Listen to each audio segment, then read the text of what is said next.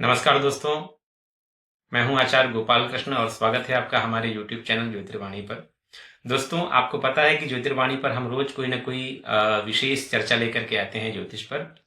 और आज एक विशेष चर्चा लेकर के मैं आया हूं। आज चर्चा होगी कि जब हम कुंडली देख रहे होते हैं, कुंडली में जो 12 भाव होते हैं उनका विवेचन कर रहे होते हैं, उनका फलादेश कर रहे होते हैं, तो कोई ना कोई गलती अक्सर लोग कर देते हैं। चाहे वो हमारे अच्छे ज्योतिषी हों या जो सीख रहे हैं, दोनों में गलतियां हो जाती हैं।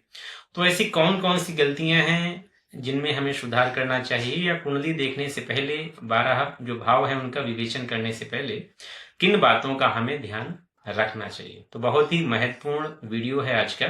चाहे कोई ज्योतिषी हो या कोई ज्योतिष सीख रहा हो, तो दोनों लोगों के लिए समान रूप से उपयोगी है। तो ऐसे में आप इस वीडियो को बिल्कुल भी स्किप ना करें, पूरा वीडियो देखें। निश्चित रूप से बहुत सारी सही जानकारी, अच्छी जानकारी आपको मिलेगी। तो दोस्तों, चलिए प्रारंभ करते हैं आज के इस टॉपिक पे, जिसका नाम है 12 जो भाव हैं इनका विवेचन करने से पहले किन बातों का हमें ध्यान रखना चाहिए। तो दोस्तों, एक एक करके हम उन विषयों को लेंगे जिनका हमें ध्यान रखना है, उन चीजों की चर्चा करेंगे। तो सबसे पहले तो जब हम किसी भाव का विवेचन कर रहे होते हैं, किसी भाव का फलादेश कर रहे होते हैं, तो उस भाव के हमें स्वामी को देखना होता है सबसे पहले। मान लीजिए आप कुंडली के चतुर्थ भाव का आप फलादेश कर रहे हैं। किसी व्यक्ति ने प्रश्न किया है कि मेरी कुंडली के हिसाब से मुझे वाहन का सुख कब मिलेगा, या फिर संपत्ति का सुख क्या होगा, मेरा मकान कब बनेगा, या मकान का सुख है या नहीं है। तो चतुर्थ भाव से संबंधित हम चीजों को देख रहे होते हैं। तो सबसे पहले तो हमें ये देखना पड़ेगा कि चतुर्थ भाव का जो स्वामी है, जो हम कुंडली देख रहे हैं, वहां पर कौन सा ग्रह चतुर्थ भाव का स्वामी है। कुंडली में हमने देख लिया कि किसी की कुंडली में सिंह लग्न है, तो सिंह लग्न के आधार पर हमने कुंडली देखी और कहा कि आपकी कुंडली में जो सुख भाव का स्वामी है यानी चतुर्थ भाव का स्वामी मंगल है। तो हमें ये देखना पड़ेगा कि मंगल यानी जो सुख भाव का स्वामी है वो कुंडली में बैठा कहाँ पे है, किस भाव पर बैठा हुआ है, और उस ग्रह की स्थिति क्या है, उस भाव की स्थिति क्या है। यानी कि जो चतुर्थेश है, चतुर्थ भाव का स्वामी जिसका हम विवेचन कर रहे हैं, वो मजबूत है या कमजोर, डिग्री में कैसा है। क्योंकि आपको पता है कि 30 डिग्रियां होती हैं, उनके 5 जो हम स्वरूप को बताते हैं। क्योंकि 6 डिग्री तक कोई ग्रह रहता है बेहद कमजोर स्थिति में रहता है, और उधर 24 डिग्री के ऊपर चला जाता है वो भी कमजोर स्थिति में होता है। तो ग्रह हमारा डिग्री में कितना कमजोर है, बूढ़ा है या बच्चा है या किशोर है, वय है, युवावस्था में, इसको देखना होता है। साथ में ग्रह हमारा चतुर्थेश कहीं ऐसा तो नहीं कि नीच ग्रह है, उच्च ग्रह है, स्वराशि पे है या मित्र राशि पे है, कहां पर है ये हमें देखना पड़ेगा। वहीं पे किन ग्रहों की दृष्टि पड़ रही है हमारे सुखेश पर यानी चतुर्थ भाव के स्वामी पर, मंगल पर, ये देखना पड़ेगा।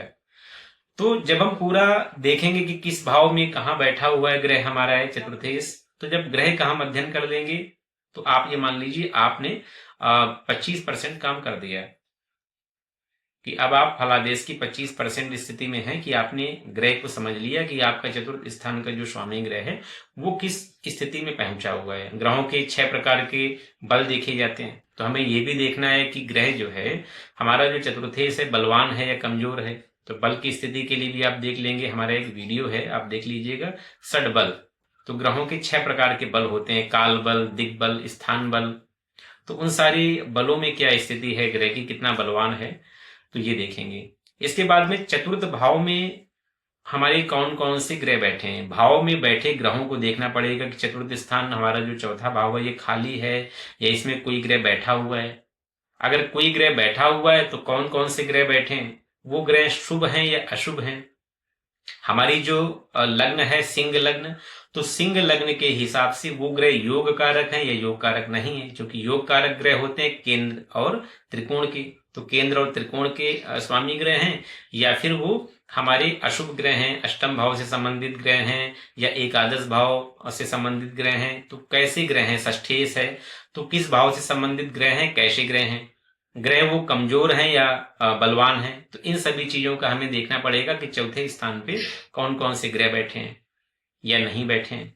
साथ में देखना पड़ेगा ग्रहों की दृष्टि या युति, कि हमारी कुंडली में चतुर्थ भाव के जो स्वामी के साथ में कौन ग्रह संबंध बना रहा है, दृष्टि संबंध बना रहा है या साथ में बैठा हुआ है, या फिर चौथे भाव पे किन किन ग्रहों की दृष्टियां जा रही हैं। क्योंकि ग्रहों की दृष्टि भी सभी ग्रह तो शायद सातवें स्थान को देखते हैं, पश्यन्ति सप्तमम सर्वे, लेकिन कुछ ग्रह ऐसे होते हैं जिनकी दृष्टियां अलग होती हैं। जैसे मंगल चौथे और आठवें स्थान को भी पूर्ण दृष्टि से देखता है, गुरु पांचवें और नवें स्थान को भी पूर्ण दृष्टि से देखता है, शनि तृतीय और दसम स्थान को भी पूर्ण दृष्टि से देखता है। तो किन किन ग्रहों की चौथे स्थान पर दृष्टि पड़ रही है उसका भी प्रभाव देखना पड़ेगा। कि मान लीजिए चौथे स्थान पर अगर शनि की दृष्टि पड़ रही होगी, अब शनि तो सिंह लग्न के हिसाब से बहुत खराब हुआ।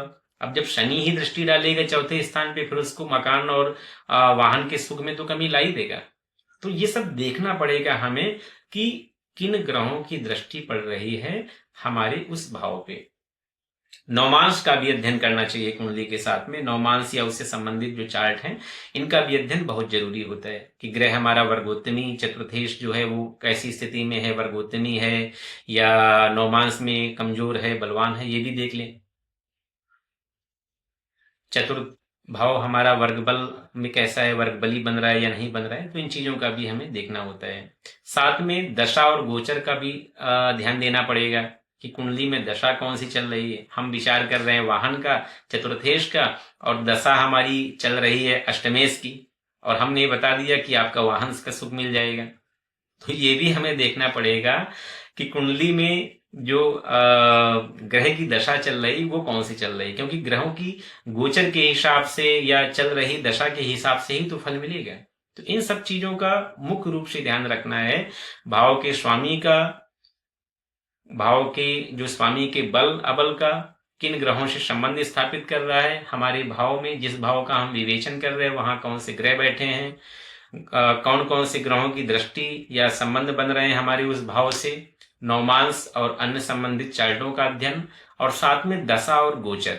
इन जब 5 चीजों का 6 चीजों का हम अच्छे से विचार कर लेंगे, उसके बाद में अगर हम किसी भाव से संबंधित फलादेश करेंगे, आप ये निश्चित मान लीजिए कि आपका फलादेश 95% सही होगा। 5% 10% हम अपवाद छोड़ देते हैं, लेकिन आप फलादेश में प्रवीण हो जाएंगे। इनका हमें ध्यान रखना है। तो दोस्तों, बहुत छोटी छोटी चीजें हैं जिनका आप ध्यान रखेंगे तो निश्चित रूप से कुंडली में अच्छा फलादेश कर सकेंगे। तो वीडियो कैसा लगा आप ये जरूर बताएं हमें, क्योंकि जहां तक जो मैंने उपयुक्त समझा है चीजों को इसमें समावेश किया है। तो आप कमेंट बॉक्स में हमें जानकारी दें कैसा आपको वीडियो लगा। अगर अच्छा लगा हो तो लाइक जरूर करें, वीडियो शेयर करें। जो लोग नए हैं चैनल को सब्सक्राइब कर लें, जिससे जो भी हम वीडियो अपलोड करें आप तक नोटिफिकेशन उसकी पहुंच सके। तो मिलते हैं किसी और वीडियो में, तब तक के लिए नमस्कार।